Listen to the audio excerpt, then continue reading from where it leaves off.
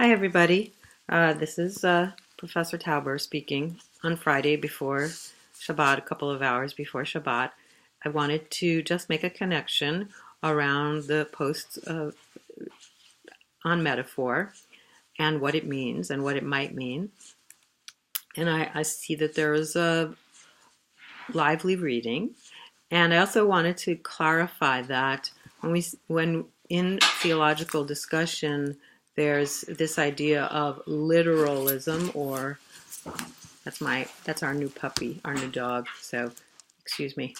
Um, when we talk about that, with regard to language, it is tricky because when we say that I believe that something is historically, factually true in Tanakh, a statement about God, like God gave the Torah on Mount Sinai. Now, for Rabbi Gilman, that reading that literally as if God speaks is a form of idolatry. And yet, others would say it doesn't matter. I believe that that is actually what happened, and from there, all of the rationale, the legitimacy of mitzvot comes in. So we will get to that, though, further. So by literal, it's really more meant a kind of historical, factual truthfulness that is a creation of 19th century historical study, in fact. So I wanted to just read something from the end of Rabbi Gilman's introduction of Sacred Fragments, because I think that it is very true for us, and we'll be exploring it. And he says, two questions will haunt just about every page of this study. What makes any one theological statement true, or at least authentic, and who decides? In actuality, everyone decides, at least everyone who shares the sense of a tradition that has become problematic and yet holds out the promise of renewed meaning. Everyone who cares about the issues, who is willing to read, study, and think. Everyone who has a stake in the outcome, which is nothing less than the continuity of Judaism.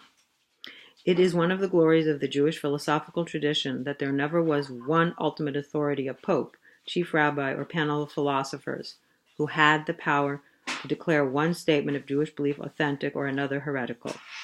The concerned community decides, by its very willingness to study and teach, appropriate and transmit that statement to its children and students.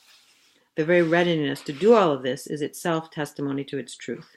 It is this concerned community that lends coherence and integrity to the process of midrash, however individualistic it may be.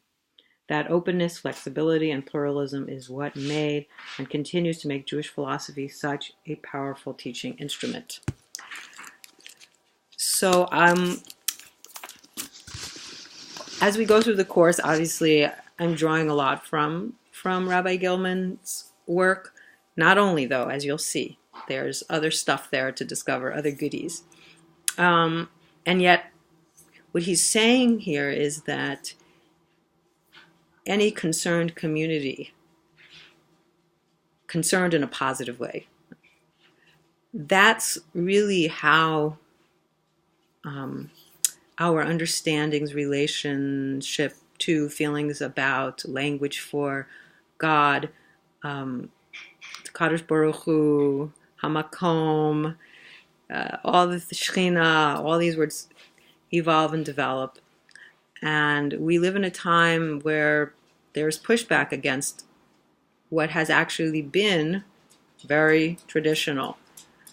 So I'm inviting us into this wonderful conversation because as teachers of Torah in the broadest sense, people are trying to figure out what makes God, however we understand God, part of being a Jew. And even if they're not dealing with it, it doesn't mean that it's not something that we as educators should avoid addressing with our learners.